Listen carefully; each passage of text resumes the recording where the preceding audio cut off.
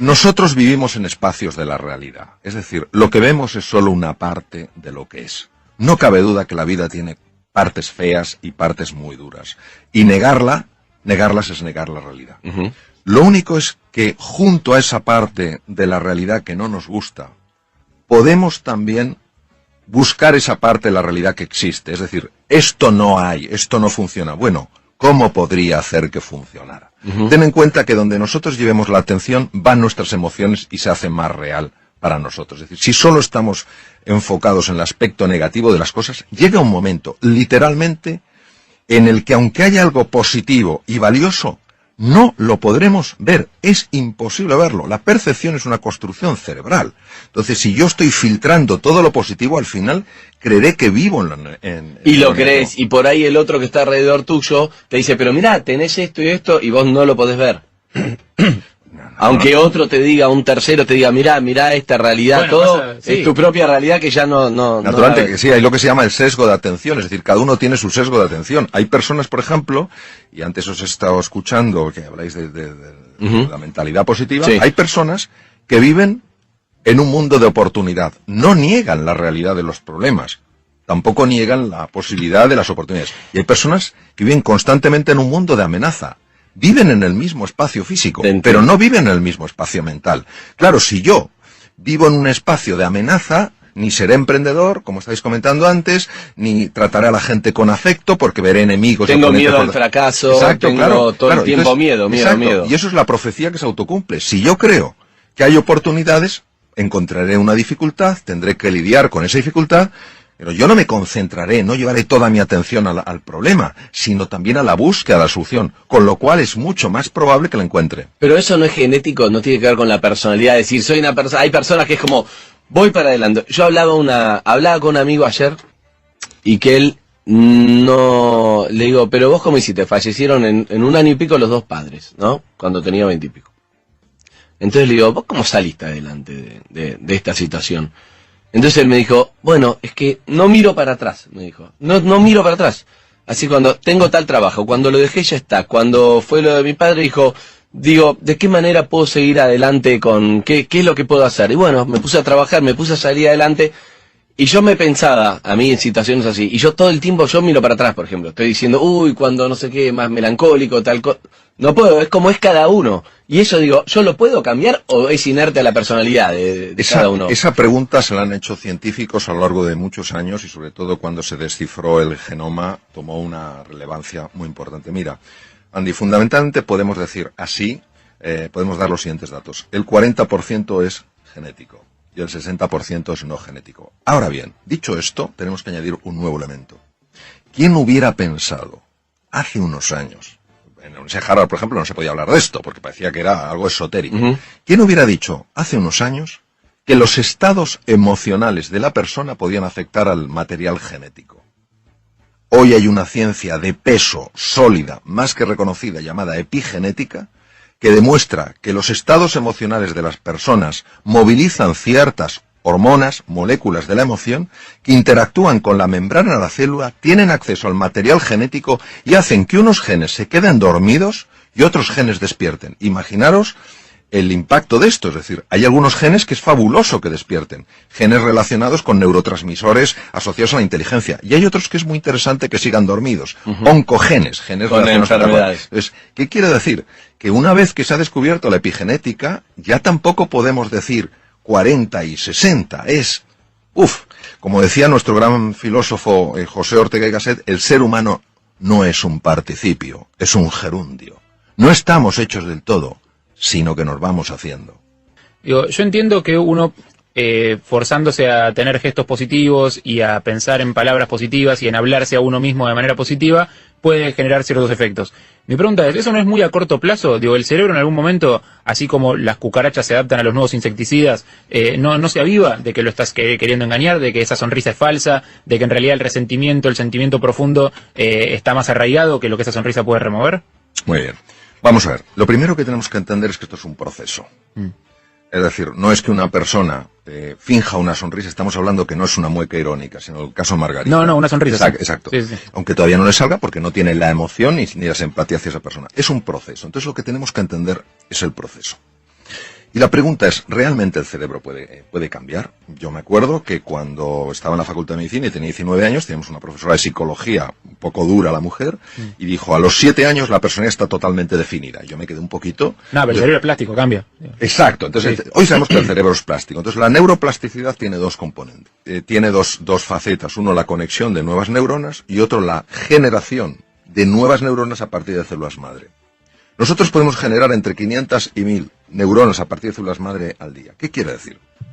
Quiere decir que cuando nosotros estamos buscando el lado positivo de la vida, sin negar que hay un lado muy duro, muy doloroso y muy desfavorable, estamos cambiando la estructura física del proceso. Para que una... Estamos influenciando sobre para qué van a servir las nuevas neuronas que se crean. Exacto, el nuevo tejido cerebral. Entonces, ten en cuenta que las células madre tienen que viajar 1 milímetro hasta el hipocampo, y ahí en 21 días se han convertido en nuevas neuronas. Estas nuevas neuronas de la memoria y el aprendizaje reestructuran toda nuestra personalidad, porque tienen conexiones a la corteza cerebral.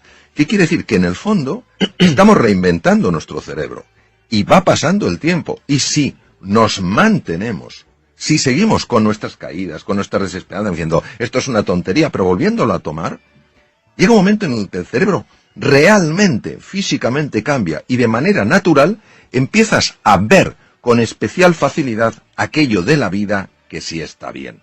Con lo cual, tu forma de relacionarte con la vida es radicalmente distinta, porque te relacionas con más ilusión, con más alegría. ¿Niegas el problema? No, pero das más peso a la oportunidad. Ok, está bueno. Pero tenés que, es un ejercicio difícil, porque parece fácil, pero si vos tenés bronca, cuando yo tengo que ir y reírte, para que no sea irónico, para que sea en serio, tengo que sobreponerse a esa bronca y decirte, hola, ¿qué tal, doctor? Buenos días, ¿qué tal? Y es como, ¿viste? Entonces, sí. El orgullo y el resentimiento puede traerte una enfermedad a vos. Sí. Eso es lo que hay que entender en lo que él está diciendo. Sí. No es hacia la otra persona, no se entera, es a vos que te hace un mal. Entonces, cuando tiene una bronca o tiene algo guardado, no se lo puede sacar de encima, cuando insulta al aire, cuando le pega una trompada a una pared, cuando grita, digamos, cuando eso se lo saca de encima, ¿o no? Mira, eso es verdad. La sensación que una persona tiene en esos momentos es de liberación. Lo que se ha visto es que cuando se utiliza con frecuencia ese canal, el tejido cerebral dedicado a la expresión violenta de las cosas aumenta. ¿Qué quiere decir? Quiere decir que hay un camino, y completamente de acuerdo con lo que habéis dicho, esto no es sencillo. Quien pretenda decir que esto eso es humo puro, eso es engaño, y eso es tomar el pelo a la inteligencia de las personas. Es un proceso que requiere un compromiso enorme, y ese compromiso solo llevas a cabo cuando eres consciente, un poco lo que decías tú, Andy, del precio que estás pagando, del precio que has pagado y del precio que vas a seguir pagando en tu vida. pero que garantizás que funciona, que está comprobado. Sí, quiero decir que... Eso es lo que me importa rescatar. Y no solo porque esté comprobado, es que yo lo experimento en mi propia vida. Y respecto a la pregunta que tú hacías, que yo creo el comentario que es fundamental, ¿qué hacemos en los momentos de esa tensión? Pues yo recomendaría mucho lo siguiente. Es una técnica increíblemente sencilla. Tomar una hoja de papel y empezar a escribir las emociones. Ponerte a escribir las emociones. Enojado, furioso. Exacto, enojado, furioso, no puedo más, tal cual. ¿Por qué esto es tan potente? Porque la zona anterior izquierda del cerebro, que se llama la zona prefrontal izquierda, es la base de las emociones positivas. Cuando nosotros, una emoción que la tenemos ahí y que nos está desbordando,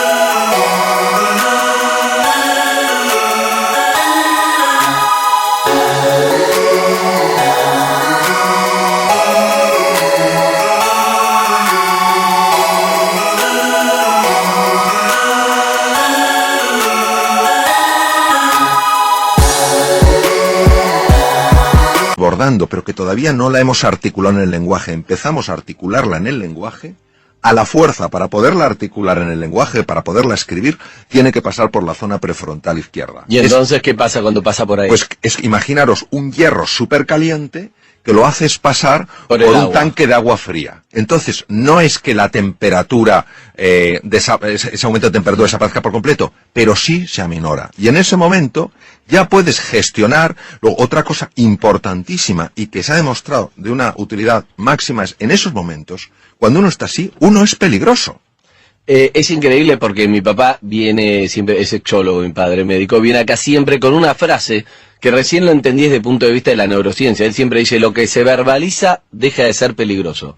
Y es exactamente lo que acabas de decir, que vos lo explicaste por qué es así, porque hay algo negativo que pasa por el otro lado del cerebro y eso lo tranquiliza. Entonces, o hay que decirlo o hay que escribirlo, está diciendo todo lo que uno siente.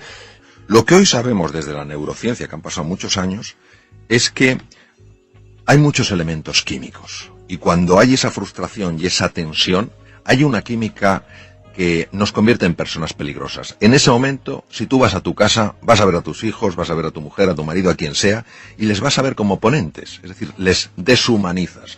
Entonces, hay otro sistema súper sencillo y súper potente para reducir esto, que es el ejercicio físico. No hablo de irse a un gimnasio, hablo de que en esos momentos de tensión empezar a andar deprisa por la calle. Los demás pensarán... Caminar. Claro, pero caminar acelerando el corazón y la respiración. ¿Por qué? No caminar normal. No caminar normal. Tienes que hacer así, como si fueras a perder el autobús, pero sin estar corriendo. ¿Por qué? Porque al hacer eso, hay dos cosas que se ponen en marcha.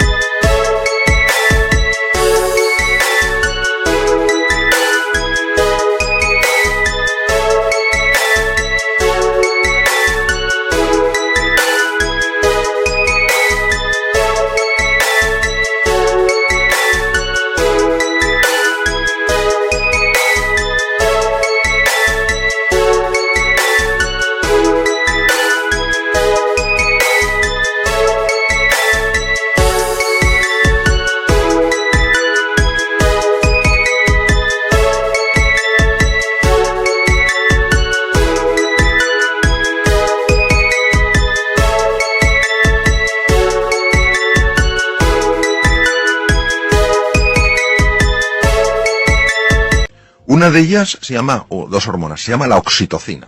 Más conocida en la mujer, sin embargo en el hombre tiene un papel importantísimo. Y el otro es la beta-endorfina. Ambas hormonas tienen la capacidad de desconectar un núcleo cerebral que se llama la amígdala. La amígdala y el hipotálamo son las bases de las reacciones de ira. Por eso, si un día alguien sale del trabajo y está porque le han hecho la faena, le han maltratado, esos momentos que todos podemos experimentar en nuestra vida, mi propuesta para la evaluación de los oyentes es que no vaya directamente a su casa.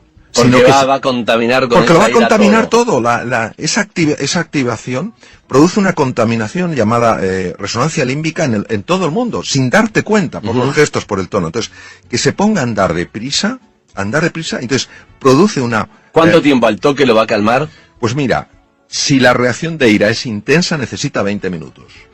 Si es Caminando menos intensa, rápido. caminando rápido. Entonces, esa aceleración hace que la hormona, la oxitocina, empieza a desconectar la amígdala deja de interactuar con el hipotálamo, que es donde está donde ponía Freud, precisamente el id, la parte más bestia del ser humano, la ponía el hipotálamo, que el hipotálamo tiene el tamaño de un guisante, pero manda lo que no se sabe. Entonces, la amígdala desconecta el hipotálamo porque a su vez ha sido desconectada por la oxitocina. Y te hago una pregunta para entender un poco esa bronca, porque lo mismo que en otro momento, suponete que mi jefe me maltrató. Hay días que no te hace nada y un día que se me activaron los cables y tengo una bronca que es la que vos decís. ¿De qué depende eso? Depende. ¿Qué es lo que se produce? Es una pregunta importantísima. Depende de cómo yo evalúe en ese momento lo que está pasando. Vamos a ver. Hay hechos que son objetivos. Es decir, si a mí se me cae la botella...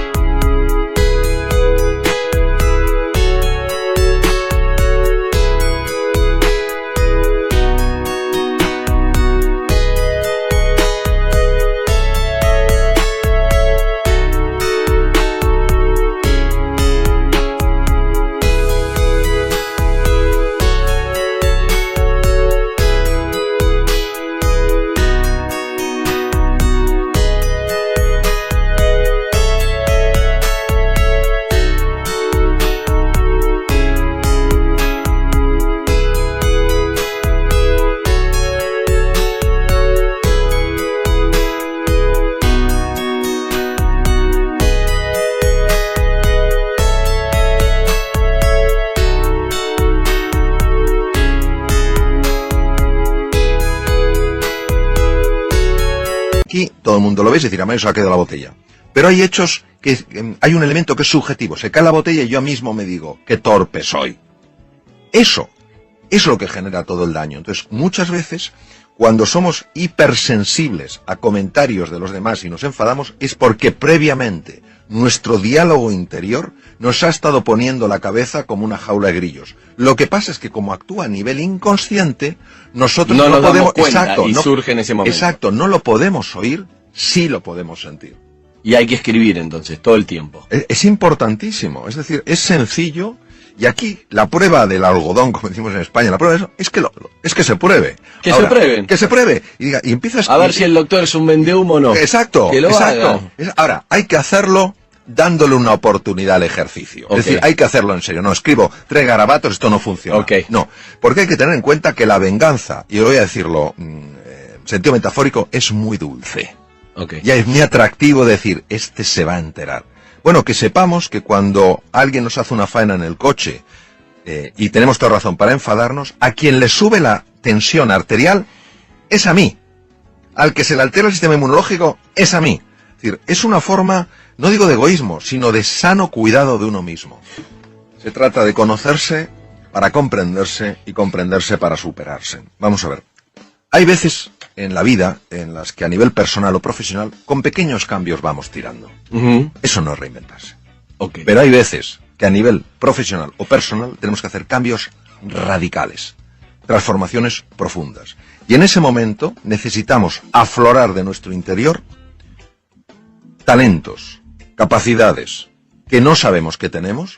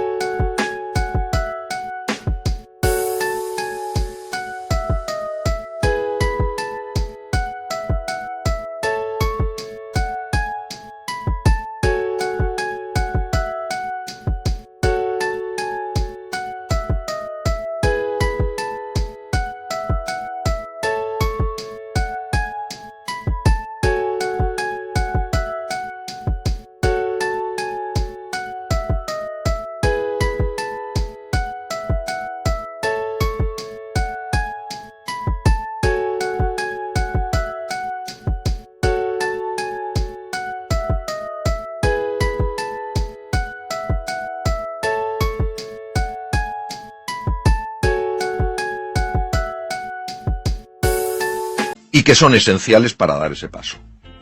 Es en medio de la noche, cruzando el desierto, saliendo plenamente de la zona de confort, de nuestra zona conocida, de nuestro status quo, cuando descubrimos verdaderamente la realidad de quiénes somos. La reinvención no quiere decir que te tengas que cambiar una persona, convertir en una persona distinta. Eres fantástico con quien eres. La reinvención es una invitación para que tu forma de ser y de estar en el mundo pueda traerte de la vida mucho más de eso que a ti te ilusiona. ¿Y cómo conozco qué herramientas tengo que no sé que las tengo? ¿Cómo las conozco?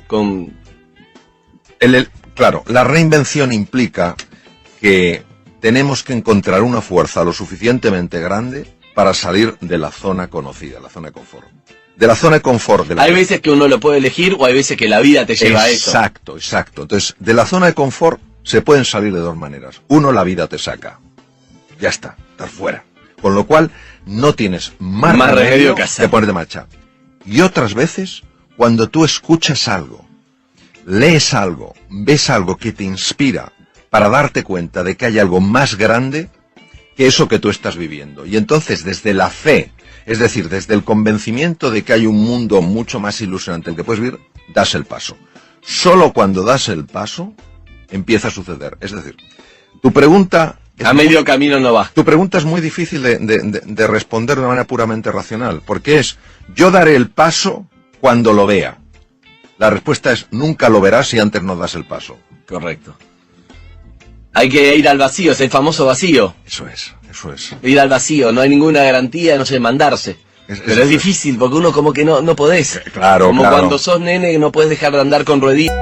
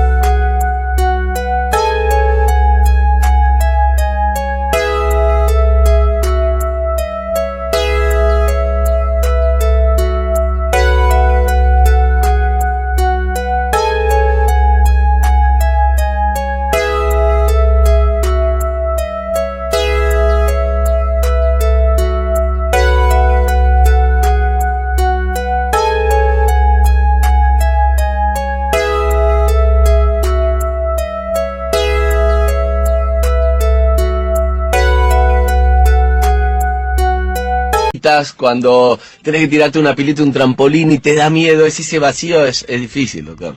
Bueno, ¿cuáles serían tus 5 conceptos, 3, lo que quieras de resumen de todo lo que hablamos, digamos, para llevarme a conclusiones? Yo haría una conclusión muy sencilla. A ver. Es que la pregunta no es si podemos ser más felices en la vida o si podemos cambiar. La pregunta es si estamos dispuestos a hacer lo necesario para ser más felices y para cambiar. Es decir, si estamos dispuestos a aguantar inseguridades e incomodidades para descubrir realmente la grandeza que está en todos nosotros. O sea que eso es una decisión. Es una Eso sí, resolución. algo tenés que hacer, tenés que Es decidirlo. una resolución. Si no, no va a pasar. Es una resolución, una decisión radical, firme. Doctor, te agradezco un montón, la verdad que un placer esta charla. Creo que la capacidad tenemos todos la misma. Con más temple, menos temple, más Eso es. personalidad, Todos pero la capacidad tenemos- la tenemos. Todos tenemos la capacidad, Ok. sin duda.